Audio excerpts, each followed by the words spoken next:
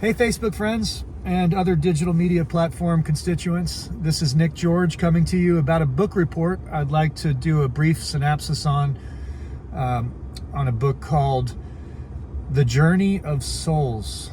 The Journey of Souls. And the author is Dr. Michael Newton. It's a two-part series. The second book is called The Destiny of Souls. The reason I discovered this book is because the lead musician, musical director for the Church of Christ in a town where I work, had a long, drawn-out discussion with me about the falsified history of Jesus Christ and the Pauline doctrine. And we had a very interesting conversation about that. We were in agreement, and that's what was so interesting because of what he does for a living. He just told me that he was kind of hard up for good gigs, and he found a good gig with good people, and he wanted to stay with it, even though he was deeply troubled by the same conclusions that I had come to regarding Paul's ministry. Anyway, so that was the background on how I came up with this book, because I asked the guy, what's the most important book you've read in the last several years? He said, The Journey of Souls. And I expected it to be a book that somehow tied back into Christianity. I was very wrong. In fact, this was a book that was serendipitously introduced to me as part of what people call a synchronicity, spiritual synchronicity. And if I hadn't discovered this book, I would not have met my wife and had my children. It was the only reason that I could speak to her in a language that she could understand. And I get the feeling that she hadn't been able to speak with other people that she'd been on dates with because of her education in hypnosis, and just how it has deviated her from what normal people's experience is. So she had never read anything by Dr. Michael Newton. I introduced the book to her. She confirmed everything in it based on all of the required reading and textbooks that were required of her to get her certification in hypnosis in the state of Colorado. So that was very validating to have that level of a confirmation at the end of this book, because most people, I don't think, have that. I think that they are easily turned away from this information because of the lack of support it has in our culture on purpose. So anyway, The Journey of Souls. The Journey of Souls is a book that was put together by Dr. Michael Newton starting, I believe, in the 50s or 60s. It's a 60-year plus compilation of the work that he's done regressing people into past experiences, not just in this life, but in a previous human existence before this life. And he even is qualified to take people back to a period of time that's known as the life between lives in this industry. And that's just a long way of describing the spirit world that the soul dwells in between earthly incarnations. So my wife is not qualified to take people to the spirit world between earthly incarnations, but she's qualified to regress people as far back as they need to go to fix concerns that they have, psychological, physical concerns that they have that may be related to memories that they can't consciously recollect and deal with. And so she records her sessions and makes sure that they have a detailed memory of what experiences are leading to the problems that they have. Michael Newton was doing this for people when he discovered that certain people were easier to hypnotize than others. Some people he didn't have to spend as much time getting them into the state of hypnosis that was required for him to do the kind of programming work that he needed to do. Some people he found could go into a level of hypnosis called the theta state of hypnosis much more easily than others. This is an even deeper state of hypnosis, perhaps the deepest, where you must go, and if you're going to take people back to an experience that happened before they were in this particular body. So the theta state is not something that's easy to get patients into. It takes experts like Dr. Michael Newton upwards of 2 hours or more to get someone into this brainwave frequency state. So Of the people that he put into the theta state of consciousness, some of them deviated from the path that he was trying to take them on and started giving him information that was unusual. It did not seem like it was from this world or this frame of reference. At first, he didn't think much of it. Then he started writing these experiences down. Then he started noticing consistencies between his clients' descriptions of what they were experiencing on the other side. And so he started to map out these experiences and this environment. And that's what led to the beginning of this book. In this book, I believe there are at least a couple of hundred regressions that were used from different people to come up with the mapping that he was able to create about this otherworldly environment that apparently our souls originate from before they come here, and then they return to immediately after death, however that occurs. The most interesting chapters in the book are the ones that aren't all good, and I will say that surprisingly most of the information that he has to give us is all good. It's the place we come from is pure love, and there is no separation from what we refer to here as God or the creator of souls. That feeling is manifest continuously, and it's not something that ever leaves us or that we feel separated from unless we are here experiencing this chapter of our educational enrollment. Then we feel separated, and it's a little harder to reconnect with that pervasive, all-encompassing, loving, creative force that created our soul and gave us the free will that we exercised to enter into this religious covenant, this educational enrollment that we don't remember. And in this book, we find out why we don't remember. It's a very healthy reason that we don't remember what happened in previous lives while we're in this particular one.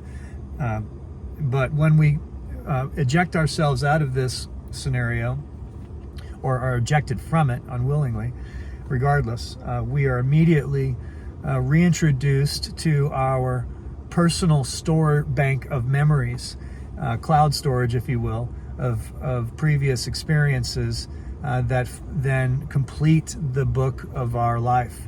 And the many lives that led to the consciousness that we retain in the hereafter, that includes all of these chapters. But while here, we are only aware of this chapter, most of us, unless we seek this information through people like Dr. Michael Newton or my wife.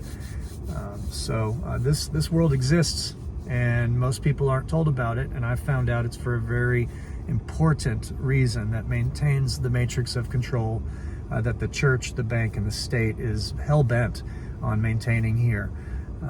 And it seems like it's a very young group of souls who manifest this matrix, who think that they're somehow winning or getting away with something by practicing the techniques of greed and deception and rulership, kingship over others.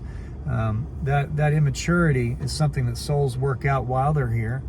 And it tends to be the old souls that at the end of their educational enrollment experiences here on Earth, they seem to be the ones that are the furthest from positions of power over other people's decision making. So once you start to see that consistency in Dr. Michael Newton's research, we start to understand a couple of things. Not only why bad people exist, why they seem to want to maintain these power structures over others, and in mitigation of what we know about love. They're just immature. They just don't know any better, and they're going for what seems like low-hanging fruit by exercising advantage over others through money and other forms of earthly power structures that don't exist in the real eternal world. So Michael Newton also discusses something very interesting to me. So what I was going to go into was the chapter on suicide in the first book. So the most negative thing that he discusses is what happens to a soul when it commits suicide. It's not pretty.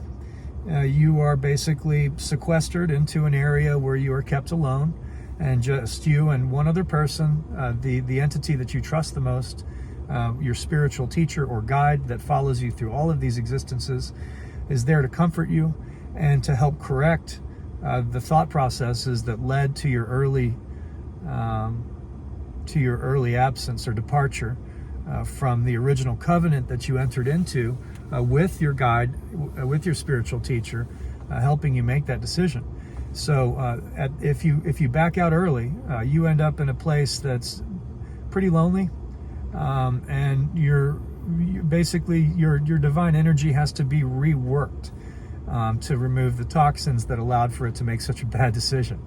And there really are no bad decisions, it seems like. Free will is paramount in the afterlife. That's a theme that keeps reoccurring over and over and over again. No matter who Michael Newton has hypnotized, they all say that there's no such thing as fear and hate, or any of the things that cause us anxiety on Earth. What they do all say is that love is the most important aspect of being and consciousness when you are outside of the human body. It's something that you immediately know and feel throughout and don't question, both before entering into this covenant on Earth and immediately after leaving it. So apparently that is the religion that all souls are part of, and they don't even question that or ever make the mistake of assuming that one individual soul has a different belief or perspective than another, because that would be ridiculous. They all equally understand and feel the presence of the Creator of souls before they enter into the earthly covenant. It is only here that the great deception takes place with money, the consumption of other sentient beings, and the vast array of mind control scripts that are run on us here in the human form, including the Jesus Christ indoctrination, Buddhism, Muslimism, any form of Abrahamic Masonic control, military order following, all of those forms of mental domination and control exist in contrast to the will of the Creator of souls and ourselves, both before and after we're finished with this covenant. So we find that free will is our superpower, according to the discoveries of Dr. Michael Newton and his interviews with these people. Free will is synonymous with love. They cannot exist without each other, and there's nothing that gets in the way of that. Absolutely nothing. So how is it that free will can lead to a negative outcome on Earth? Well, it appears that free will regarding a soul is consistently driven by love and sharing and care, equal care for one another. Do unto others as you would have them do unto yourself is not a teaching that needs to be heard in the spirit world, because it's something that's just it's part of who you are. That's probably the case here too, except for the negative influences that we receive, the negative inputs that we receive from the other two forms of consciousness that we're wrestling with as a soul in this covenant. Those other two forms of consciousness are the mind, the physical mind, which is under a lower form of reasoning that was created by, we're going to get into this, a lower demiurge, man's reasoning. And so you've got the soul's consciousness, which is wrestling with the mind of a man and the body and hormones of a man. So that trilateral marriage between the three forms of consciousness are what's limiting our soul's ability to fully manifest its free will and love. So some of the things that keep us from understanding this consciousness on the regular is the consumption of meat, animal cells, which dictates the bacteria and parasitic consciousness of your first brain. And your first brain is your most important decision maker. So as long as we're eating flesh, the same tissues that we're made of, we're going to have a very cannibalistic consciousness that is counterproductive to our well-being. This is something that's been known since the time of Pythagoras. This isn't discussed in this book, but it's something that I discovered while I was reading the book, that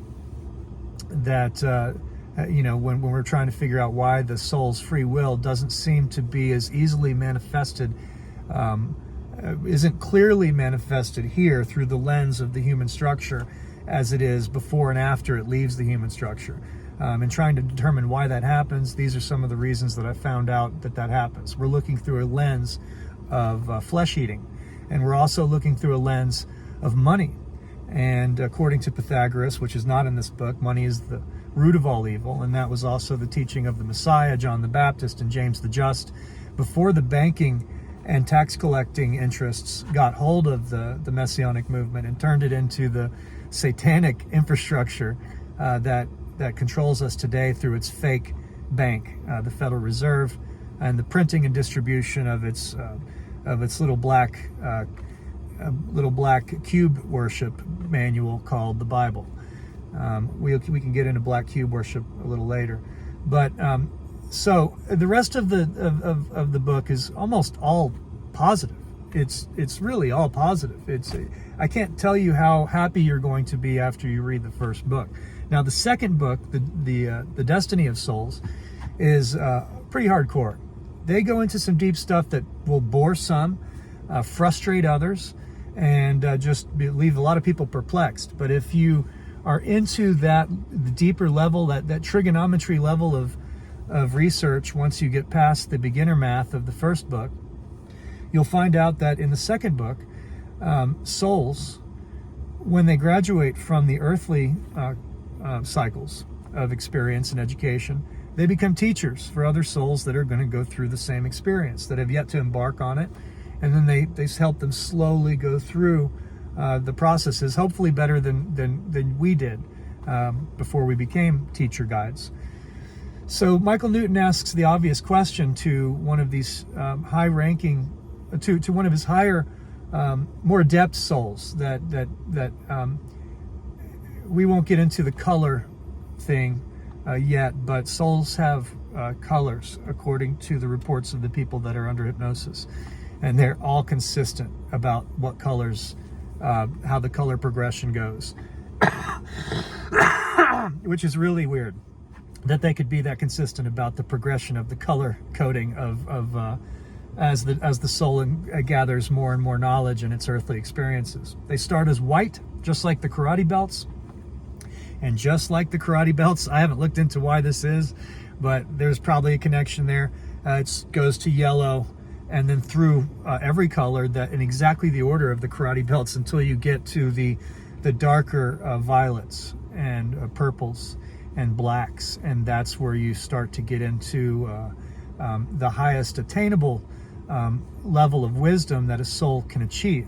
And my feeling after reading this book is that this is why the Masons put their higher ranking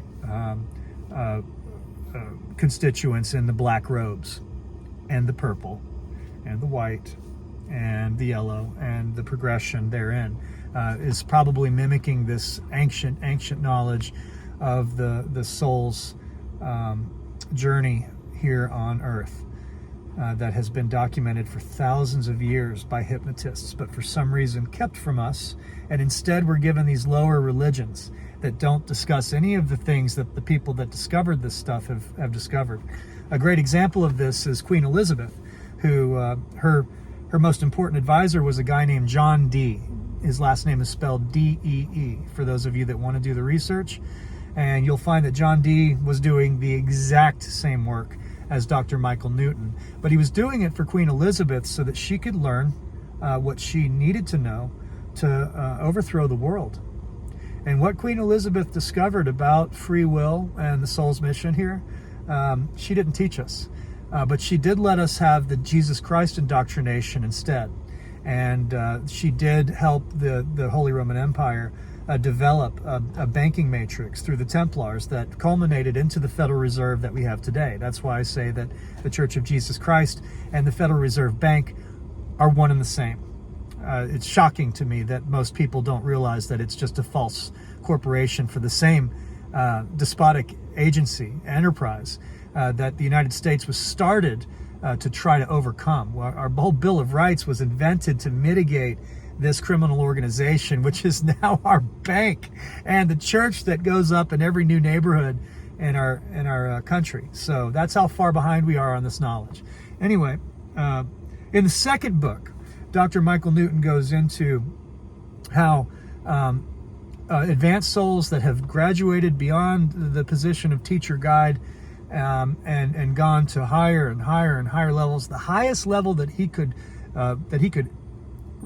request information about from these souls was a level where the creator of souls, or whoever the next level soul is above that soul, the one in question, whoever his personal guide is, allows him to at some point create worlds, planets.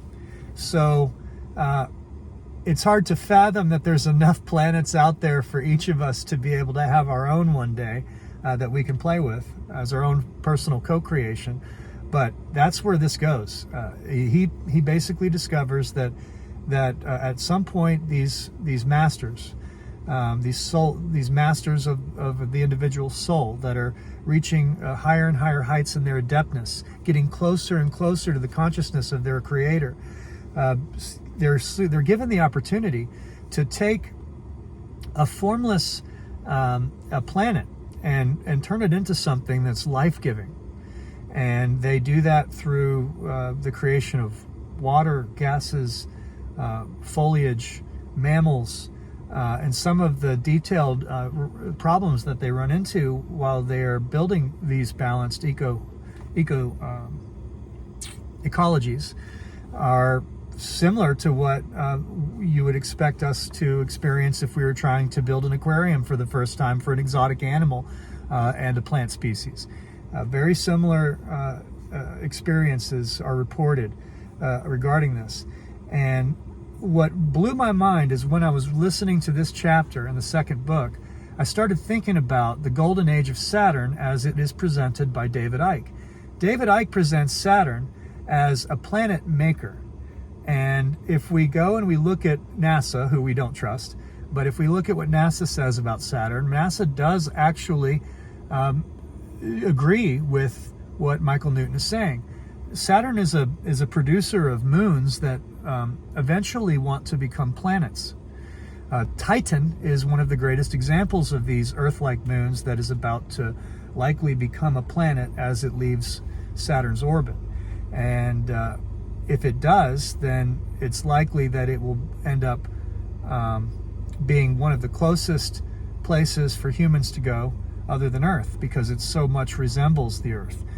In fact, according to the research by the people who, the ring makers of Saturn, I can't remember the name of the author right now that David Icke talks about in his Saturn Moon Matrix lecture, but Saturn appears to have been the Earth's sun, primeval sun at some point, meaning that we were likely a moon of this gas giant that still produces warmth on its own, and it warms the moons that it's incubating until they become planets.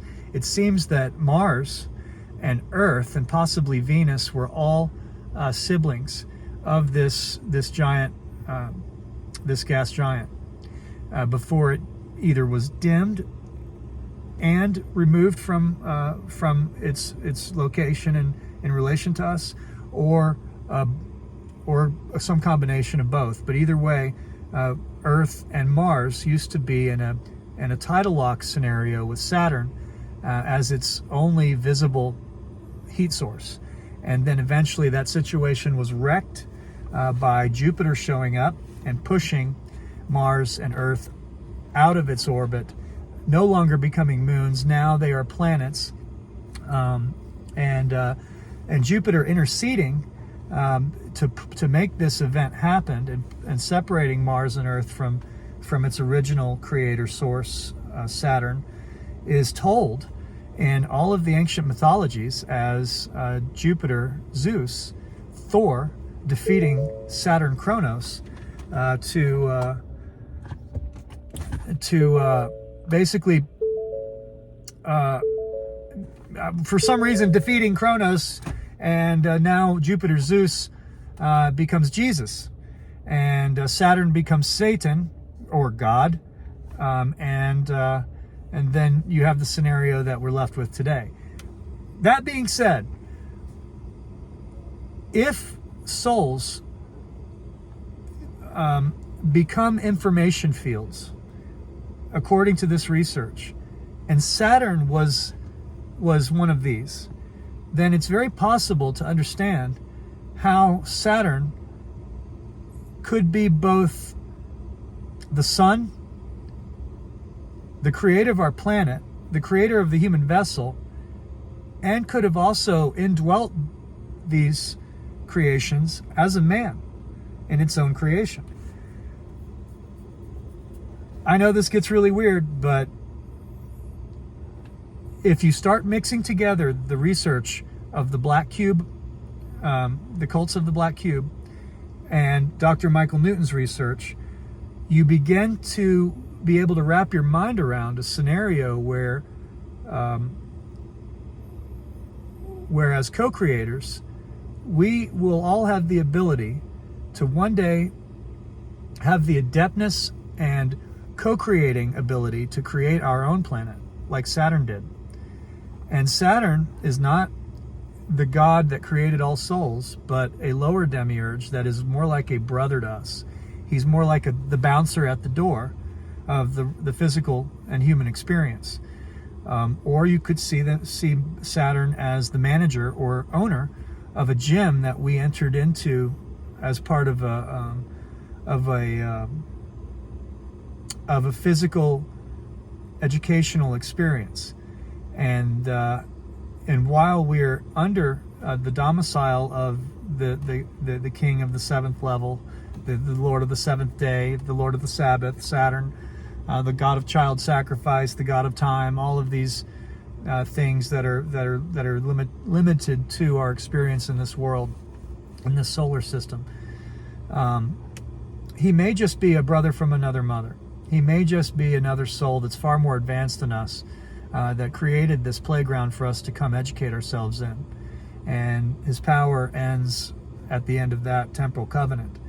And I think that the people that created the bank and the state and the church are worshiping this local sheriff as if he's the creator of souls, and getting the rest of us to do the same, when in fact he's not the creator of souls. He's just an old soul. And anyway, that's my book review, and I think everybody should read at least the first book, because you will be left with a feeling of 100% divinity. You are a divine being, a God in training. You forgot, and there's not anyone here who apparently is going to tell you this. Even the people that you love the most aren't capable of from the time you're a child, they try to tell you this information. They can feel it, they want to say it, but their church programming stops them because you're not supposed to be a god. That language is built heavily into the indoctrination that you are not a god, and you're not even supposed to try to attempt to be one. But these are the teachings of a lower demiurge that is here to provide that type of necessary resistance to your training. Anyway, I hope that you guys have some questions about this and want to reach out to me. Have a great day.